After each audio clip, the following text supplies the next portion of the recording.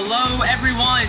You are listening to the latest Flyers Talk podcast presented by Great Railing. I am Jordan Hall, and as always, I am joined by the wonderful Taryn Hatcher and the dynamic Joe Fordyce, our Flyers pre- and post-game live producer. Joe, Taryn, the playoffs are humming along, and the Flyers all season continues. I think this is one of the more slower periods of an all season, especially when you have the NHL playoffs needing to be played out. But still plenty to talk about, plenty to break down, plenty to analyze. So we figured we would have some fun and do some question and answer type of topics here. And so let's start with it. Obviously, we know the Flyers had a very disappointing 2021 season. They really need to rebound next year. They have holes. They have areas that they need to be better at. So let's start just real vague and easily. Offense and defense. Our first question for the Flyers to be better defensively next year, who is one player that really needs to step up, in your opinion, next season? One player in-house that needs to be a lot better from last season to this season. As we know, the Flyers gave up the most goals per game in the NHL. Really inexcusable for them coming off of last season. So Taryn Hatcher, I will start with you. One player that needs to be better next season defensively for the team to really take strides in that area. It's a split for me between Travis Sanheim and Phil Myers. Okay. I think Sanheim was they were trying to see what he would mold into, I feel like, this season. And I don't think anyone really – I think people were hopeful for a lot. I don't know that people necessarily expected a lot. And he, quite frankly, underperformed on both of those regards.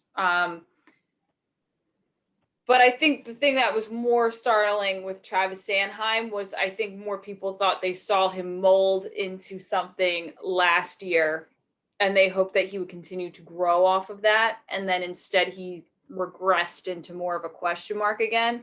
So I'd probably go Travis Sanheim. Really, you need the two of them to shore up together. And if they're your second D pair and they're playing next to each other and they're playing the way they played 2019, 2020, you're probably in a pretty good spot. So my true answer is the both of them next to each other, because they seem to complement each other and play off each other well when they're playing well. But I wonder about Phil Myers' health throughout the season. I don't know. I wonder about that rib injury, because I know it was early on in the season, but his comments about the doctors basically told me it can't get worse, so I'm going to play. I wonder if it really honestly maybe bothered him more than he let on. I don't know. I haven't heard anything about it, but it's always sparked a question mark in my mind. So I'm hopeful that we'll just see a better Phil next year in general. But you can't be one of the best plus minus guys on the team one year and then be one of the worst the next year. And that was certainly the case for Phil. And yeah, him and Travis next to each other just took such a massive, it seemed like, step back this season. And quite frankly, for two guys who are really good skaters, got beat a lot this season, which was bizarre to see. So you hope that was just something, an anomaly that will not occur again next season. So I know it's not just one answer, which you asked for, but that would be my two together. No, it's a great one. I think everyone is expecting that young D pair to take strides toward reaching its defensive potential. Everyone has heard about the upside of Sanheim and Myers. I love that pick, Taryn. I think those two definitely need to be better for the Flyers to be better.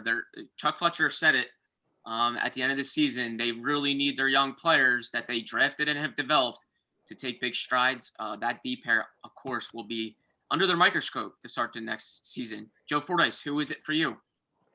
This one's going to actually assume that he's part of the team, which is a very big assumption.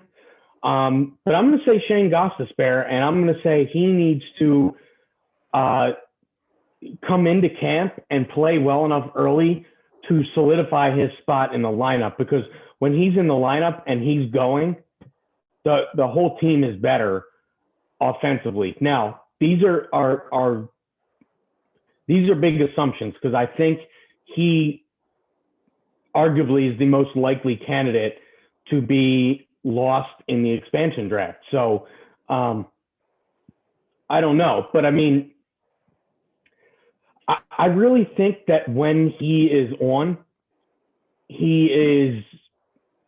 I don't think there's any player on this team right now that affects the way the offense goes more than Shane. And I think you could argue that for the last few seasons. I mean, really since he came up, he changes the whole look of the way that they play offense. And I will add the caveat to this that he needs to be with a guy that's a stay-at-home defenseman. We're not going to see Shane be the most noticeable player in his own end. We all know that. That's okay. That's what his identity is. And there's a lot of players in this league that is their identity, and it's okay. You need to have a player to make up for that, to complement Shane. So I'm going to say Shane Gostisbehere merely for his effect on the offense, his effect on the power play, and just be adequate defensively, adequate enough to not be a liability in the lineup in their own end, so that we can, that they can take advantage of what he brings on the offensive end of the ice. Yeah, we remember Shane Gostisbehere was scratched 3 straight games for defensive reasons. Alain Vigneault cited defensive reasons. So he had some lapses there defensively where the Flyers felt he wasn't good enough to be on the ice. So I think Shane Gostisbehere, his defense is always something that he needs to focus on to help them prevent goals. We know he can produce goals, but how often can he help them prevent goals? It's a really good one, Joe. For me, I'm going to go a forward. I'll go Kevin Hayes. I think defense isn't all about the defenseman. I think that was a large part of the team's problems was on the back end, but I think their forwards can help them be tougher to play against. We've heard Sean Couturier, the Selke winner last season, say numerous times that the Flyers were too easy to play against sometimes. I think that speaks volumes coming from a guy like him. So I'll say Kevin Hayes. I don't think Kevin Hayes had a real bad season this year. I think a lot of people would disagree with me there. I just thought it was an okay season. And I think when he's really changing the game, he's playing 200 feet. You're seeing his 6'5" frame be disruptive, that long reach. You're noticing him more there. I just don't think he was consistent enough in the defensive side of the game, the 200 feet side of the game, both ends of the rink. And he even admitted that. He thought he wants to be a guy that changes the game defensively every single night. And he said he can't honestly say that he did that this season. We know he was playing through some pain. He's going to be having sports hernia surgery this week in Philadelphia. So we know he's going to get something addressed. So maybe he wasn't quite healthy all year. But Kevin Hayes, I think, can be a lot better. I think he can really change them from a 200-foot perspective and on the penalty kill, too. If you remember, last season he had 4 shorthanded goals. The year prior to that, 2018-19, before Kevin Hayes arrived, the team had 3 shorthanded goals. So Hayes had more shorthanded goals last season than the team had the previous season. He had none this season. The penalty kill, I think, had only 1, if I remember off the top of my head. I believe it was Scott Laughton. So I just think Kevin Hayes can be a lot better defensively, and I think when he's really at his peak defensively, the team will cut down on his goals against drastically. I don't think we've seen Kevin Hayes at his full 200 feet perspective yet. I really don't. I don't even think we saw him at his best in 2019-20. I think he can really be that good. So I'm going to go Kevin Hayes. I'm expecting more from him defensively, and I think the Flyers will take big strides there as well. Flyers Talk is brought to you by Great Railing. Stop into Great Railing for the highest quality and lowest prices on all your railing, decking, and fencing needs. All right, so let's look at the other side of the puck. Let's look at goal scoring and offense. The Flyers got off to a great start offensively. I think a lot of people thought that was not going to be an issue for them, was scoring goals. But they did end up regressing in that area. They scored the 7th most goals last season. This season, they were 15th, so just about middle of the pack. Far too inconsistent, I think, from a goal-scoring perspective. We know what the power play did. Far too inconsistent there as well. So one player, Taryn Hatcher, that you really think needs to be much, much better offensively for the team to be better, who is that for you? Travis Konechny. There we go. I mean, it was pretty. There's other players that Scott Lawton went into a really long scoring slump. There were other players that had similar seasons. Obviously, we've talked about Nolan Patrick at length recently, and he adds a huge bit of depth if he can regain certain form. But Travis Konecny just needs to be better. I mean, they're paying the kid a decent amount of money now, and especially I know he signed that contract before we knew what the cap situation was going to be with COVID and everything, but especially now considering. And he just honestly, for a lot of the season, you could watch an entire game, and Joe and I both have had this conversation. We're watching games probably more closely than the average fan is for stuff to talk about in intermission, stuff to talk about on Post Game Live. And as closely as we watched the game, there were plenty of games where you forgot Travis Konecny was even on the team. And that's a problem, both in that it's not characteristic of him. Even if he's not scoring, he's usually being an agitator, and that's got value to it as well. But realistically, we talk about the veteran leadership leading this team a lot this season, and I know that causes a visceral reaction with certain people who feel like certain aspects of that veteran leadership should be broken up or are overpaid or this or that or the next thing. But in reality, like we're talking about Travis Konecny like he's a kid, and he's not anymore. He's paid like an adult. He's been in the league long enough. We saw what he was capable of last season. I don't think last season was a revelation. I think it was him living up to what his expectations should be, and I think he's capable of doing it again next year. I also think, and I totally understand the reasoning behind it, I don't think he had an off season like he normally has. And that's solely based off of conversations that I had with him early in the season or during preseason. It seemed like, he was joking with us about, this was before the season started, so it wasn't really in poor taste, although now that we talk about it, I'm sure it'll irritate some people. But he would talk about in preseason, like, the one thing I learned about myself over COVID is that my metabolism is really slowed down. And you're sitting there and you're going, all right, well, what does that mean? Does that mean you're sitting at home and relaxing a little bit too much, and when you went to get back into training, it didn't ramp up as easily for you? Or was it hard because you didn't have the same resources or whatever? Again, I know it's not what anyone wants to hear, but I think I would like to see what these players look like after a true off season where they can now work out with each other. I think it impacted guys like Ivan Provorov the same way. But yeah, I think TK's got to be a guy who's like your first or second leading goal scorer every single year at this point. He's got to. And it's,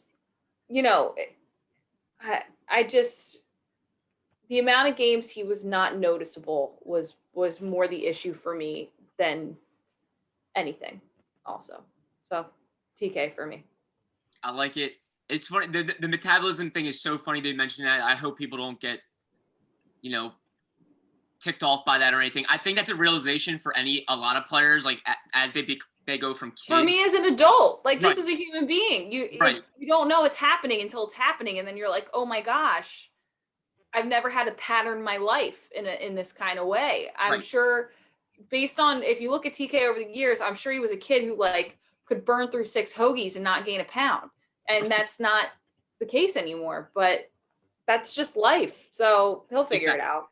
Exactly. How many times do you see a lot of players get a lot more serious about physical fitness as they get older? They get wiser, and they also realize their body needs that to have a long and prosperous career. So that's a good thing. I think Travis Konecny is realizing that, and a full off season should be very important to him and so many guys. Joe Fordyce, offensive player that needs to be better. Who is it for you? So Jordan, I'm going to take your defensive guy, and I'm going to say he's the guy for me offensively that needs to be better. Kevin Hayes is a big ticket player on this team in terms of money. And the Flyers need more than 12 goals from a big ticket player. I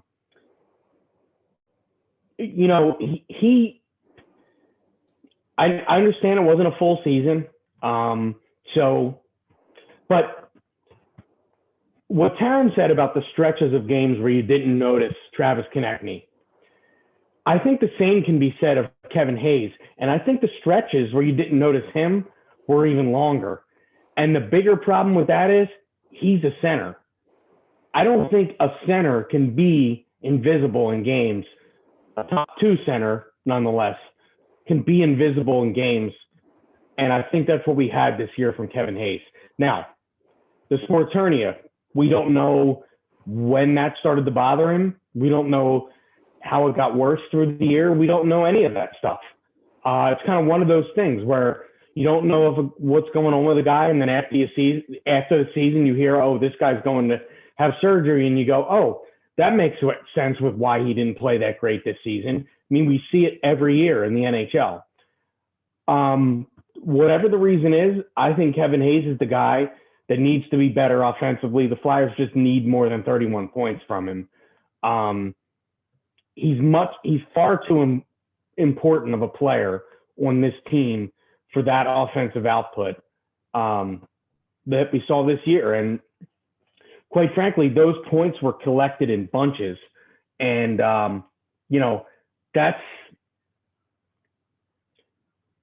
we need more consistency as opposed to the streakiness and the bunches. And, streakiness in bunches of points are okay if you're noticeable in the other games. And I think that's where we got into it. So anxious to see what he comes back with in training camp after having the surgery, coming back hopefully healthy in training camp and for the beginning of the season. Anxious to see what he begins. Obviously, you said on the defensive side, I'm anxious to see that on the offensive side for Kevin Hayes. Yeah, I think his third season in this 7-year, $50 million deal will be a big one, because I think a lot of people want to see more. As we know, he had a very positive season in 2019-20, but Joe, you mentioned it. Money really talks. When you get paid money, it's just natural. You get put under the microscope, and you need to produce. The Flyers have said time and time again, they did not get Kevin Hayes just to put up 50, 60, 70 points. They got him to make the team better over the full length of the rink. But when you get paid $50 million over 70 years, 50 million over 7 years, that would be a long contract. You need to put up points too, and you need to put up goals.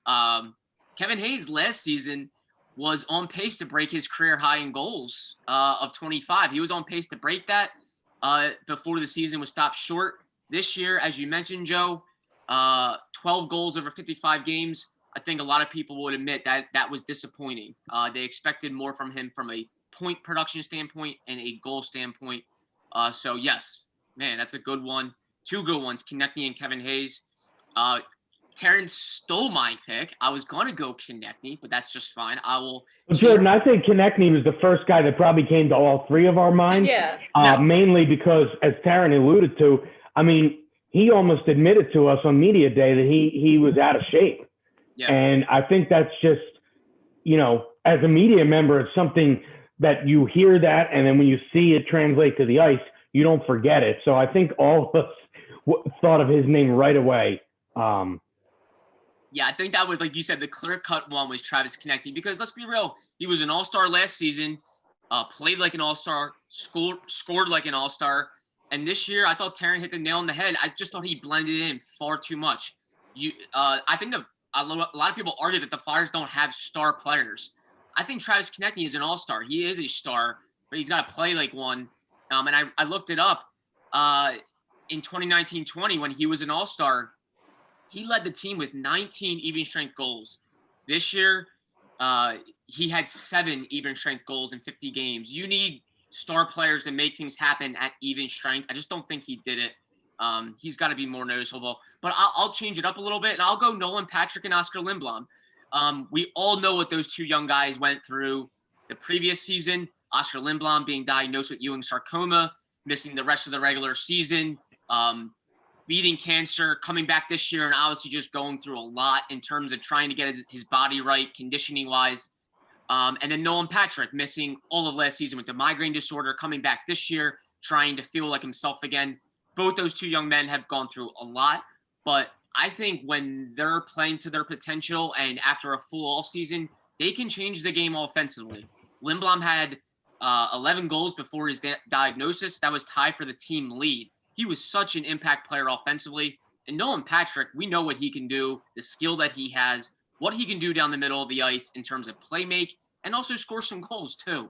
I think those two players could be huge if they can get their bodies back and feel like themselves going into next season, after camp and going into the season, have loud starts. I think the Flyers could go to another level if those two are ready to rock and roll.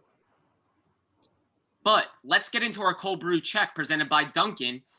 This allows us to look a little bit outside the organization. We're not going to talk in-house. Let's look at some external options for the Flyers. So this is our cold brew check presented by Dunkin'. If we had to pick one pending unrestricted free agent that we would love the Flyers to be interested in, who would it be? Taryn Hatcher, I will start with you. One UFA you would like the Flyers to pursue. Well, in full transparency, we talked about this before we went on air, and I said that I would find someone other than Dougie Hamilton because Joe's going to talk about Dougie Hamilton. And the more, like, I've spent this entire podcast, like, trying to find someone I would like on this team more than I would like Dougie Hamilton. And there's really not anyone. So I'm going to defer to Joe to go first, since that was, in fact, his pick. And I'm going to see if I can get creative in the interim here. But just name-wise, Dougie Hamilton. Okay, Joe, you take the floor here, bud. Well, there's no, I mean, this is kind of unanimous. And then when you look at the list of the upcoming UFAs, Dougie Hamilton is at worst second or third total. And that includes Alex Ovechkin, who I think most people just forget or just assume that he's going to go back to Washington. But he's a UFA, so technically he's on the UFA list. So it's not like Dougie Hamilton is going to be like Alex Pietrangelo last year. The Flyers are going to be highly, it's going to be a highly competitive market for Dougie Hamilton.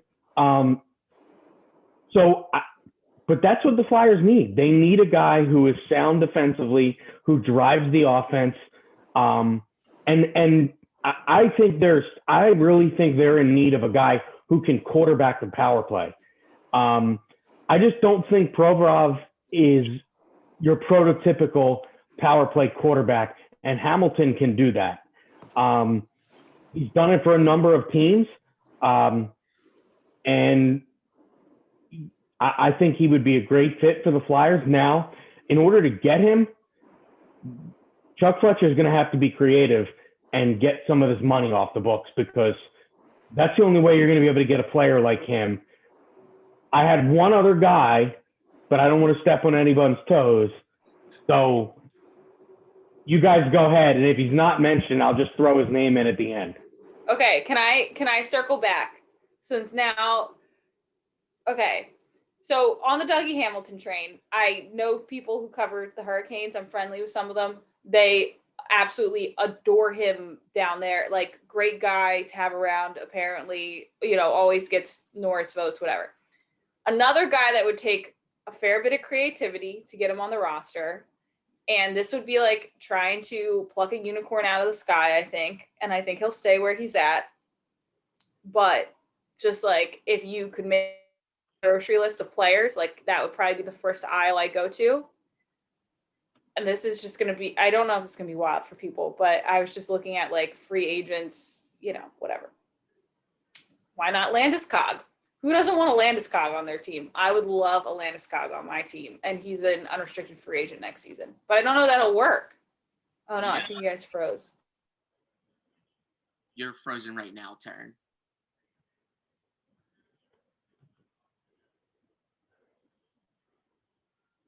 Oh, well, Jordan, I can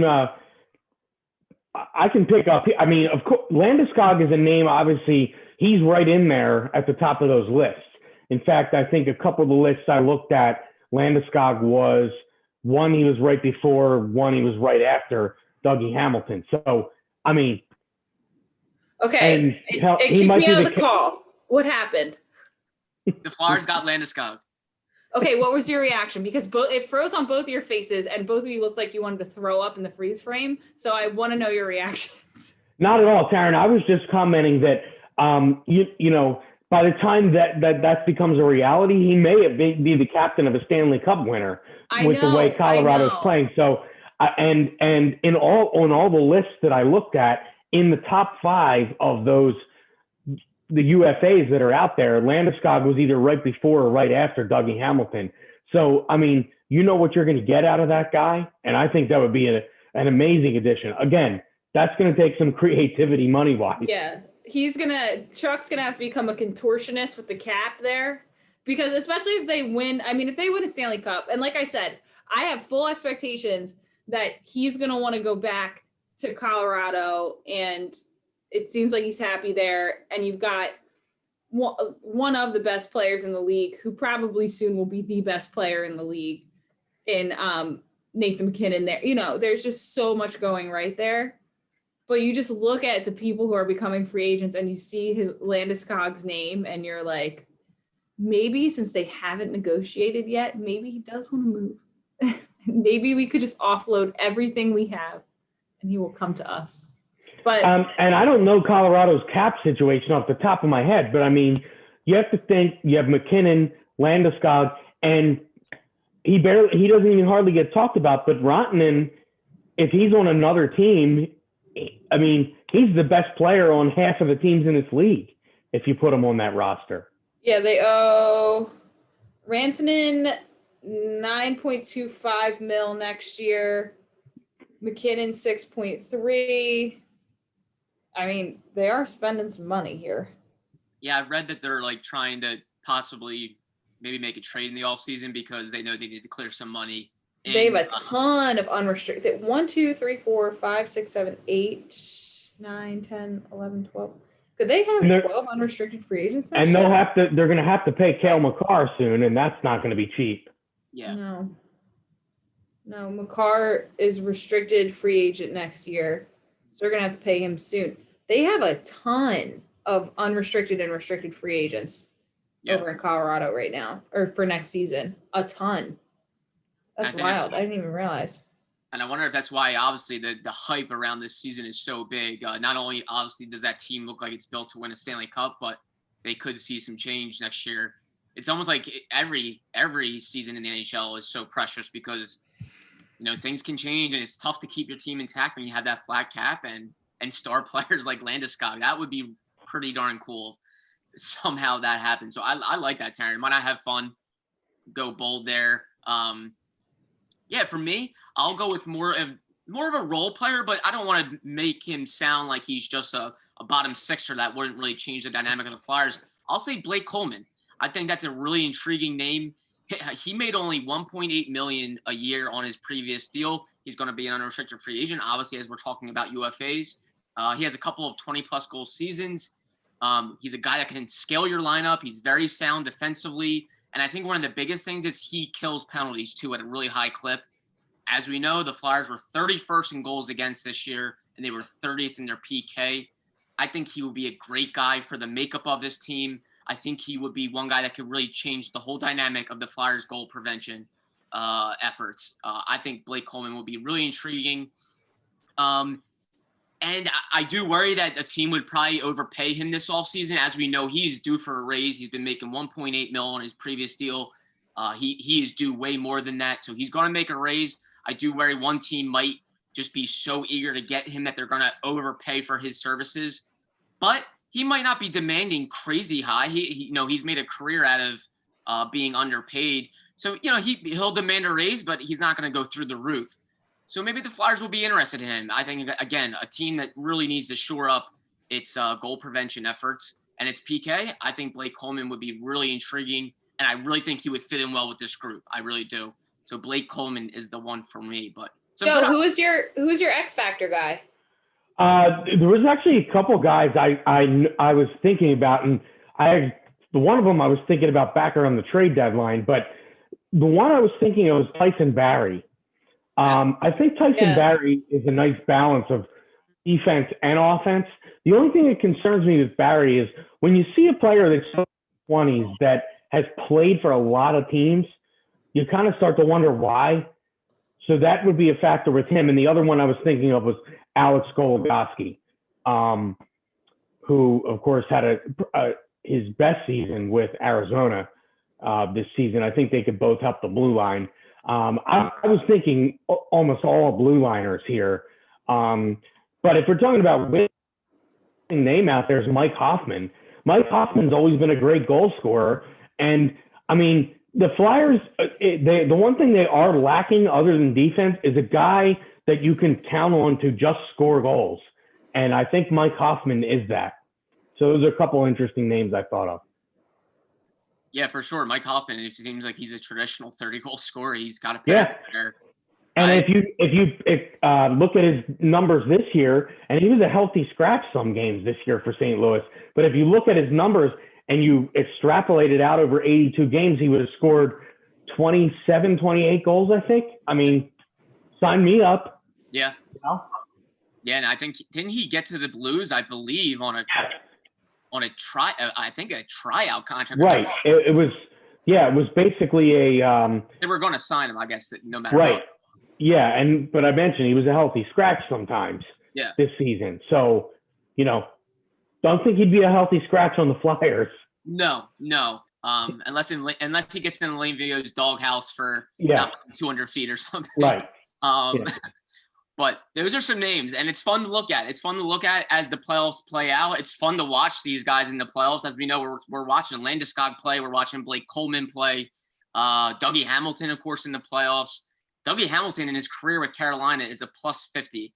So, gosh, not only does he play the game offensively and he can really change the game that way, but he knows what to do in the defensive end too. So I think that's the dream scenario for the Flyers and their fans would be if they can somehow get Dougie Hamilton to. And you know what I just thought of, Jordan? I just thought of another name when you mentioned watching the playoffs and this disastrous series for Edmonton.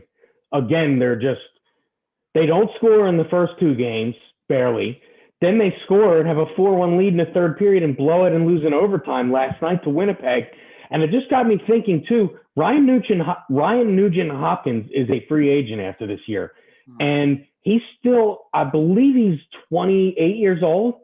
And, I mean, this is a former top pick. And if Edmonton goes out quietly, again, you got to figure that they have to change the complexion of that team. And we know it's not going to be McDavid or Draisaitl, and they need room for those guys.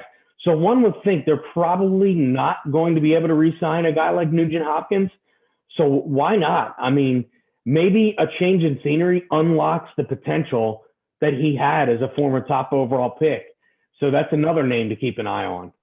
Yeah, names to keep an eye on, especially during these playoffs. And gosh, Jets-Oilers, there's one series you had to pick has probably been the most shocking so far. I think that's got to be the one. But very fun talking to you both, Joe and Taryn. Thank you so much as always. We'll have plenty more off-season talk, and it should be fun and very active and interesting for the Flyers and their fans. I know it'll be interesting for us, and we'll continue to chat about all of it. Taryn Hatcher and Joe Fordyce, thank you so much as always. Ben Berry, a special thank you to our podcast producer and Flyers fans. Thank you, as always, for listening to the latest Flyers Talk podcast presented by Great Railing. Wherever you get your podcasts, please rate and subscribe, and we cannot wait to talk to you next time.